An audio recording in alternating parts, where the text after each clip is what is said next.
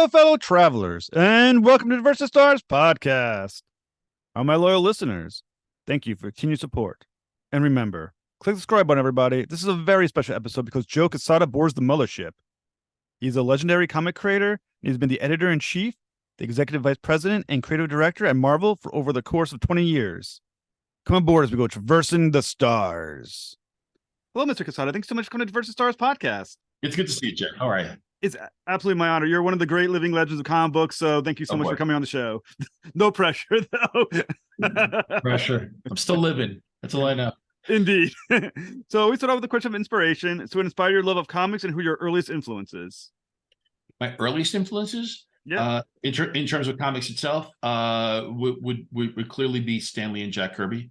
Gil Kane, John Romita, that whole Marvel bullpen crew.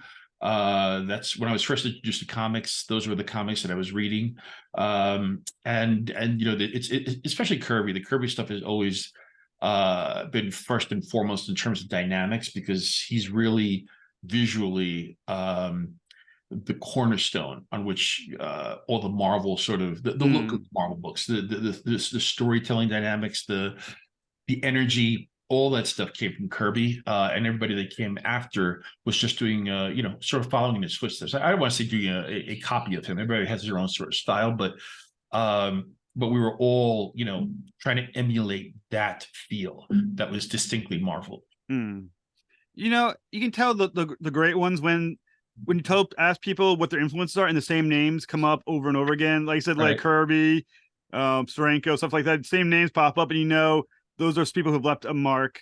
And when you think about your career, because like I said, you've had a fantastic, great career. Right. What do you think your mark is? I've asked this question a couple of times, and it took me a while to come up with the answer, and the answer came by a friend of mine, because I really didn't know how to answer this. So when I was, I dropped comics. I read them as a kid, then dropped them. Went through adult life and did not rediscover them until I was 25, and I was reintroduced to comics by way of Return of the Dark Knight and Watchmen simultaneously. So in my mind, I had, it was at that point reading those books that I decided, I think I want to do this for a living, but I need to study it. I need to have a plan. I'm big on planning and having goals and et cetera, et cetera. But what I did was that I set a pile of books as I started reading. I mean, I was an addict at that point, and I was reading, primarily DC, because the Marvel stuff was fantastic to look at. The best artists in the world were working at Marvel, but the best writers were at DC, and I was really all about story. That's the kind of I pick up a comic here and there, Marvel comic here and there, just to see, wow, what's McFarlane doing, what's Lee doing, what are these guys doing stylistically. But in terms of keeping me there, keeping me on a month-to-month basis, DC stuff did that, because at that point they had better writers. And as I started reading and collecting, I basically, it became very clear to me that, because it's such a churn in comics, right? Where, each company is putting out, depending on the economy and the month, it could be between 50 and 80 to 100 titles a month. That's a lot of content, right? And that's just Marvel. Then you take a DC. So there's a lot of churn, and it's a lot of creative churn. So I started to create three piles. One was the pile that was just really, truly excellent stuff. And then there was the pile that was just like, really great, sort of solid comic books. And then there was the pile that was, and this doesn't mean that it's bad or was direct. It's the work-a-day, got to get the books out pile, right? The stuff that fills in the remainder of your roster, right? Not everything is going to be in that excellent to like really solid pile. If it was that easy, right, and everybody be doing it. So in my mind, I always looked at that small pile that, of course, had names like Moore and Miller and Gaiman and Chaykin and Simons. I mean, the classic great writer artists, and that's what I was aspiring to. And so, I would say to myself, someday when I get into this business, I I want to do a book that is the next Watchmen, the next Dark Knight, right? In my fantasy. Now, of course, I never did that. Nobody ever did, because you can't, right? Because those were the epitomes, and at that point, everybody's just trying to reach that. Right. And even though in some cases maybe the quality of certain books went beyond it, they still didn't hit the way those books did, because those books were a sort of evolutionary leap for comics, a huge leap. But again, in my mind, it's just, someday I'm gonna have my Watchmen, I'm gonna have my Dark Knight, and nobody did, not even me. I mean, not me, not anybody. And a buddy of mine mentioned, he's like, did you ever take your entire tenure at Marvel into account, right? Because I'm just thinking very linearly in terms of like writing and drawing, right? That's what I want to do, and that's how I wanted to create this sort of, my Watchmen. And he was saying, if you don't think that way, if you think in terms of everything that's, that you accomplished at Marvel Knights, and through those years and all those projects put together, not just the stuff that I wrote and drew, but stuff that I was involved with, like maybe that's your Watchmen. And I'd like to think that up until this point, that's probably my biggest influence in the industry. I'm sure there's people that like my art, there's people that like my writing, but I think overall it's really just sort of my tenure at Marvel. But I'm not done yet. So there's more to come, and that's really the fun challenge now, is that doing it without sort of the Marvel net, which is kind of where I started. Right? I didn't have the big red brick nets, right? Like trapeze artists, right? And at Marvel, I always tell people who work there, we should never forget, especially when we walk out of these doors, that in many ways we are creative trust fund babies. We were handed this incredible treasure of gold bullion characters, right? And it's our job to just not screw it up. And I think I didn't screw it up. I mean, obviously, like I said, you're a legend as one of the custodians as well of Marvel for, I think was it 20 years or longer than 20 years? I was there. I was at Marvel for 22 years as an employee, but 24 if you count the Marvel Knights years. So I'd say 24 total, So as someone who first was famous as a great artist, when did you know you transitioned from being an artist, a great artist, to being a great visual storyteller? And what is the difference there?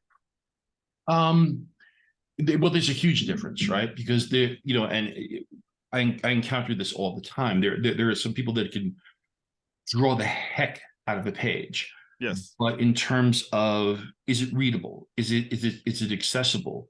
That's a whole different animal. And recently I started a Substack newsletter for those who are out there who are into Substack and newsletters. It's weekly. It's called Joe Quesada's Drawing the Line Somewhere. I always feel weird talking in the third person, but I was advised by Substack that I should get my name in there. So Drawing the Line Somewhere. And I talked about, I don't want to spoil the story, because you should go to the Substack and subscribe. It's all free, every bit of it. Best word out there. Yeah. There's, well, you know what? I want everyone to be able to read it without any paywalls or anything like that. And there's a story that I tell. My very first entry newsletter is about Barry Windsor Smith and a meeting I had with him. By chance meeting, where he took about 15 minutes to clearly explain to me the simple rules of proper storytelling, storyboarding, whatever you want to call it, but they're very much the same rules that you would use in cinema. Plus, you could add in the tricks that we have as comic book artists that are not confined by the panel, right? So cinema is essentially confined by the size of the screen, even though we can do 3D and a couple other things. But comic book artists, we're only limited really by the page, right? But within that page, the little screens we create, we could do a number of different things with them. But all those things, all those tricks need to adhere. If you want to do it right, they need to adhere to the classic rules of sequential storytelling or visual storytelling. So Barry, sat me down and we were talking about, left to right movement, up shots, down shots, characters dead center, which character on which side of the panel is in the power positions, things like that, that were just like, it's like, wow, I have been to the, and some of this stuff I understood it inherently, but some of the stuff I would see that I would do something completely wrong where I break the 180 rule. And I'm like, oh, I didn't even catch that because I wasn't cognizant of it. I don't break that rule anymore. So I'm going to interrupt. As someone who doesn't know that, what is the 180 rule? I never even heard of that. Oh, you never heard that? So the 180 rule. Let's see if I could describe it without visuals. So imagine you and I are sitting across from each other, right? Yeah. Wow, this is really tough to do on Zoom. All right, so let's see, because I'm reversed.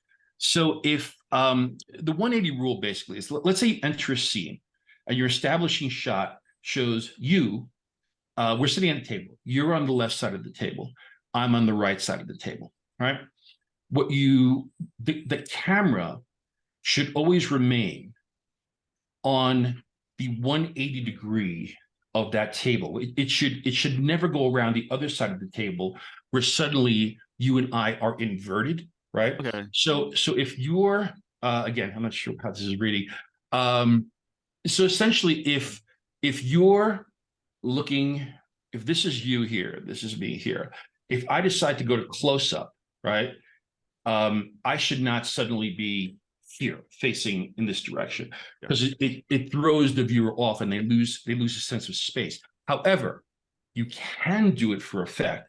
Stanley Kubrick actually used to do that for effect, but only when he wanted to give a sense of like some real weirdness that was going on.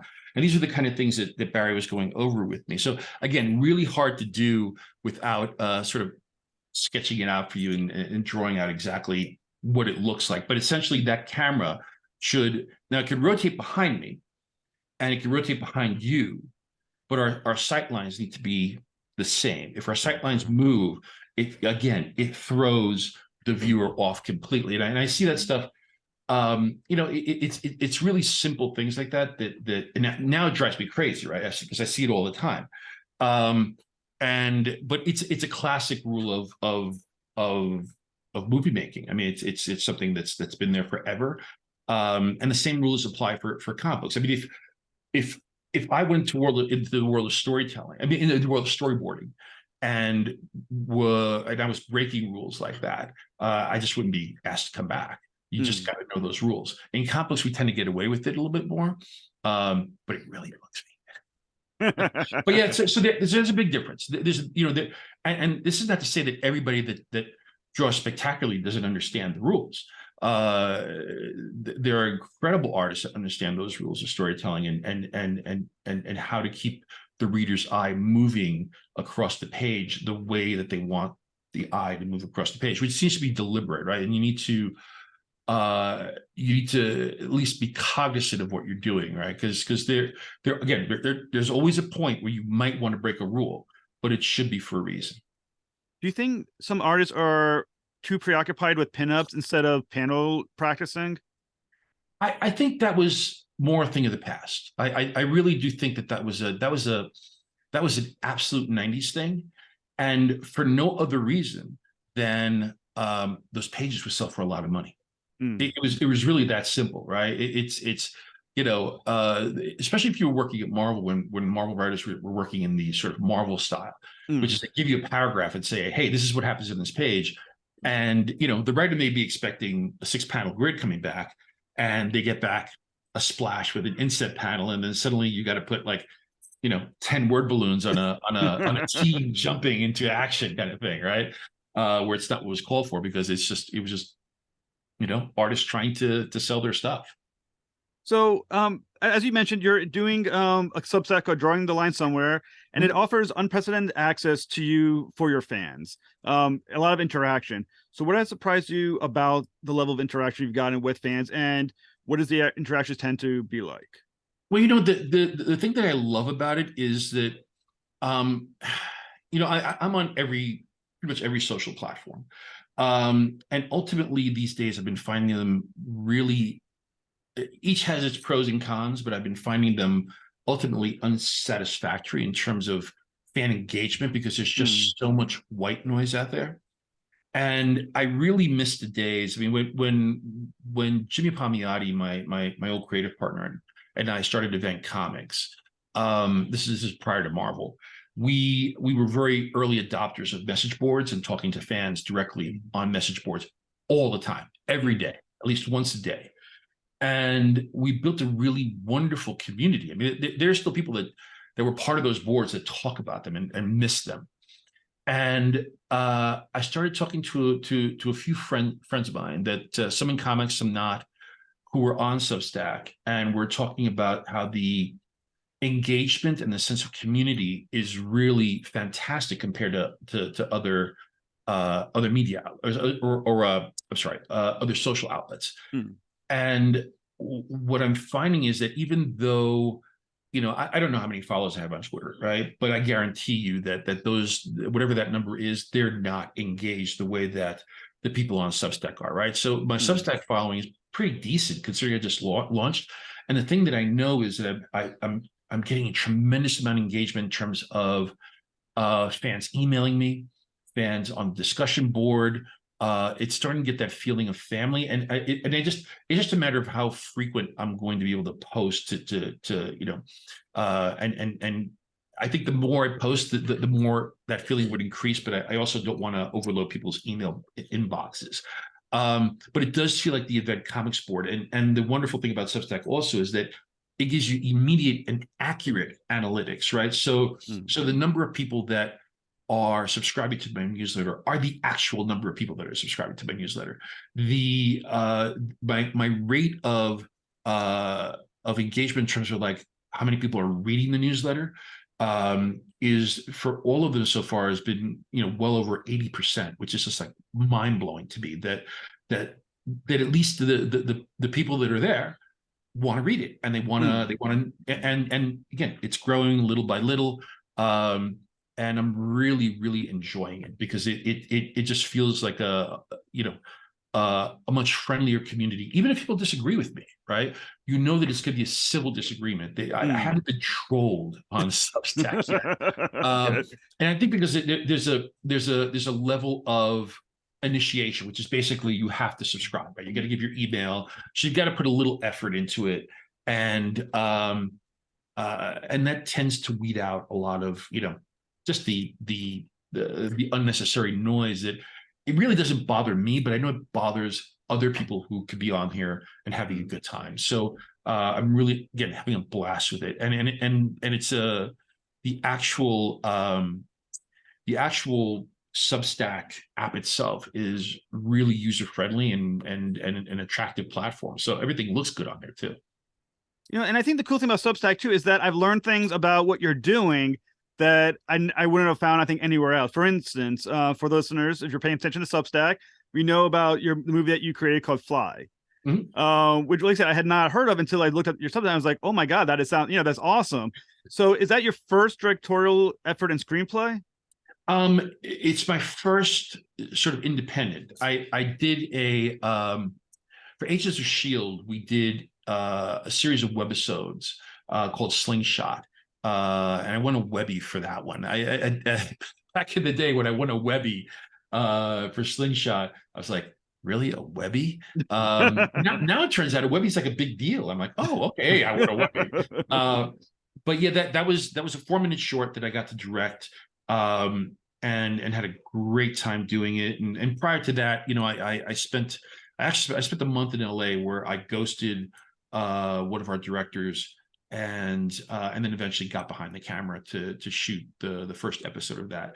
So that was really the first time I'd actually directed something of a big production. This is the first time that I've just written something and directed it, and, you know, got a bunch of friends together and said, you know, hey, you know, my grandfather's got a barn, let's put on a show, kind of thing, right? And it was a blast. It was an absolute blast, and it was just done as an exercise to see if I could do it, with the plan of like, all right, the next one then will be something that'll be a little more serious. And then my buddy was just like, why don't you submit this to some festivals? And we've gotten into quite a few of them. So, we've gotten into 2 more that I haven't even announced yet. So it'll still be out there for, until the end of the year. Then maybe by 2024, I'll just post it publicly, the full movie. Now, you said that your family participated on a great deal on this film. So what was it like working with family? Because we all know a family sometimes is a good experience, sometimes not so much. Right. Yeah. Well, my daughter is the lead in this, right? And it's really funny because my original fear was that they were going to watch this movie and think, oh, I get it. He wrote this movie for his daughter who wants to be an actress, and I just kept having this Sophia Coppola thing in my head, right? I didn't end up well on the acting side, where it was exactly the opposite. She was actually doing me a favor because I wanted to direct. So she was a very begrudging performer, especially because the director was her dad. But she had the character in the movie is figure skates, and she has that skill set, and also she is free. Well, I can't say free because I was paying for college, so college tuition got me an actress. But it was very, very funny because I would try to give her some scene direction, and it was nothing but attitude, right? Like the typical, like uh 18, 19-year-old daughter attitude. And but one of the gentlemen that was working on set was a really good family friend. She loves him. So I would go to my buddy Rob and I say, hey, do me a favor, tell her blah, blah, blah. So he would give her direction, and not knowing that was coming from me. And she's like, okay, sure, no problem. And so it was perfectly fine, getting the direction from Rob, but Dad was not making things happy for our actress. But outside of that, it was still a lot of fun. And when it was all said and done, I think everybody, all our friends, family, everyone involved, we're all really, really proud of it. And the fact that it's out there and has won a couple of awards. Well, you shared an interesting story on the Substack as well, from your daughter. You said that she asked you at one point, will the film be any good? So for you personally, how do you find good on a project like this? I think ultimately, again, it's not about getting it to festivals. It's not about winning some awards. All that stuff's like great, but all that stuff's also subjective, right? So I wanted it to be something that at least I could say, all right, I'm proud of this. I'm not, this is something like, ooh, man, I guess let's just put this away. No one should ever see this, right? It's solid. It's not, it's not changing the world. It's just a good, fun little story. And like I said, it's the world's most expensive home movie. Is the absolute worst that it could possibly be. And we all just had a really great time doing it. And we shot it, during COVID as well. So that was a little difficult, but it was a mental break for everybody involved. Are you able to share a little bit about the premise of Fly? It's a simple story about a girl who is about to go to college, and she's waiting for an acceptance letter from her dream school. And it's really about all I can say about it without giving too much away. But it's got a few twists and turns here. It's one of my favorite authors from when I was, actually before I read Stan Lee, was O. Henry. And I love stories that have O. Henry endings to it. So this one has an O. Henry ending to it. It's very meta when you get to the end of it and you go, so I was able to accomplish that. And but that's really just it. It's just a small town girl who's waiting for a letter from and by the way, she lives in an idyllic small town, like a beautiful place. And she's waiting for this letter from a school from the big city. And because that's her dream, that's what she wants. And then it's just a matter of, does it happen? Does it not happen? And like I said, it got awards, got a lot of honorifics from the film festivals. At least I'm not sure how much you can say about the next part, but I'm going to ask you anyway because so you got a first look deal with Amazon. Yeah. Is this what led to the first look deal that they saw No, your film? no, not at all. No, they haven't seen my they haven't seen the film actually. But and also it's the film is it's just a one and done. It wasn't a concept that I was going to take around and say, hey, look, you could build a whole full feature film out of this, or this is a whole universe thing that we could build. It's not what it is. It's literally just here's a story, beginning, middle, end, and then we're done. The next one I do will probably be another short. Will be something that will be a little more high concept, but that had nothing to do with the Amazon thing. Those things just sort of conflated at the same point. So, what type of projects will you be developing at Amazon? I cannot tell you. Are you able to share what stage of development these first look projects are in? I cannot. I cannot. It's really my deal with Amazon is one in which we'll talk about, and it's not just Amazon. It's just my own personal philosophy about not talking about something until it's really something, right? So I knew the Amazon deal. I knew this thing was going to come to fruition months before it was announced, but I just don't talk about things until it's actually officially announced and papers are signed and things like that. Uh, yeah, I wouldn't, regardless of whether it's Amazon or anybody else, I just wouldn't talk about it until it was an actual thing to talk about. I'm going to ask you just one more question about it, if you don't mind. Sure. 'Cause I know you don't talk about, but when you talk about first look deals, are you talking film, television, or something like comicsology, comic book first look projects? It's everything. Oh, okay. Wow. All right. Yeah. Very Yeah. I mean, cool. it's essentially, they get first look at my stuff I bring them individually and just say, hey, look, this might be cool for you. So and that could range, it could be a film property, it could be something that is looked at as serialized or even animation.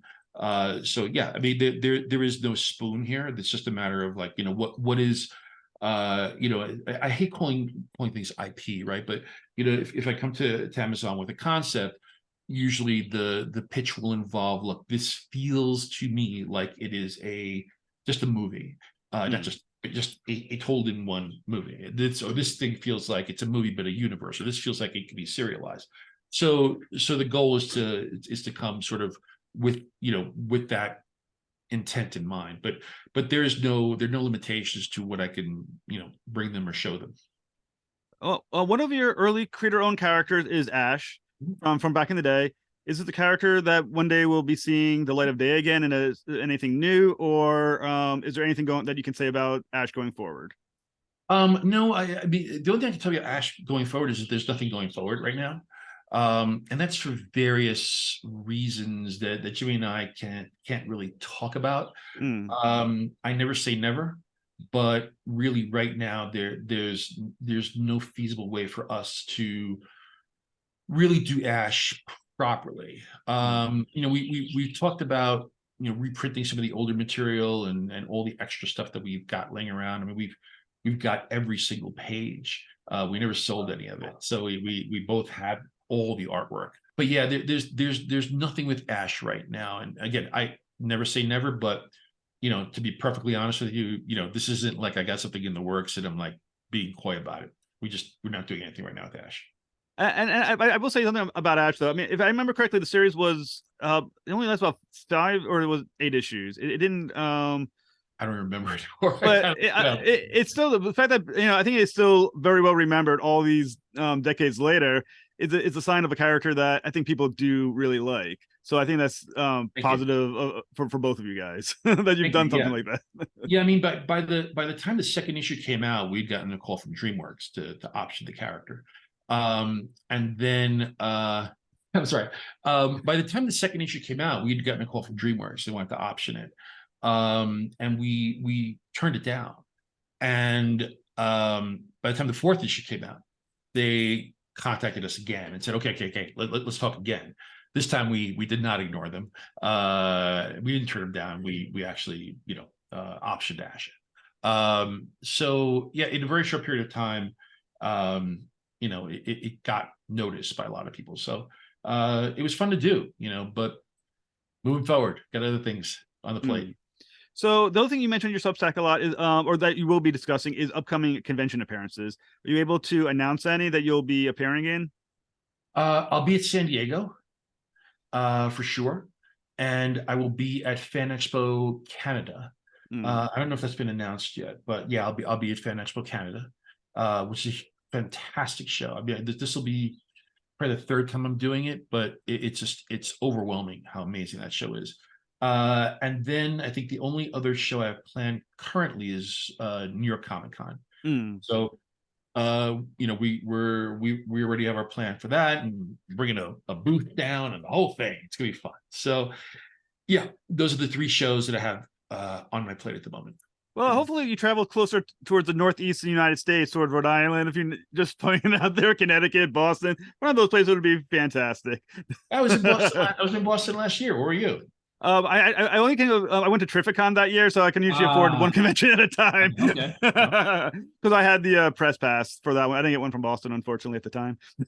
But you got to come to Terrificon. That was actually my favorite from around the area. Yeah. So I'm just throwing that out there. Okay. So going forward, so what else can listeners look forward to from Joe Quesada's Drawing the Line Somewhere Substack coming soon? I'm just going to be telling more stories about, back in the day, things I learned. I'm getting around to doing tutorials. It's just that I've got work to do. Tutorials take a little more time. I'm going to start pulling artwork from my archives that maybe folks haven't seen before, or maybe they have, but it's just stuff that I'm just going to create little segments and stuff, and I'm that'll rotate in and out of the Substack. It'll always have a different theme. Essentially, that'll help me from getting bored, keeping getting bored. But yeah, that it should be a catch-all for whatever's on my mind, and I'll be answering a lot of fan questions, and taking on any sort of news of the day that I might find fun to tackle. But yeah, so again, it's all taking shape, and at the same time, because the analytics are so good, I get to see what people are really reacting to. So that might shape the content as well. But yeah, it's all a work in progress. I mean, I've only had like four newsletters out. I think 4, yeah, so far. So I'm fairly new on the platform, so we're having a blast.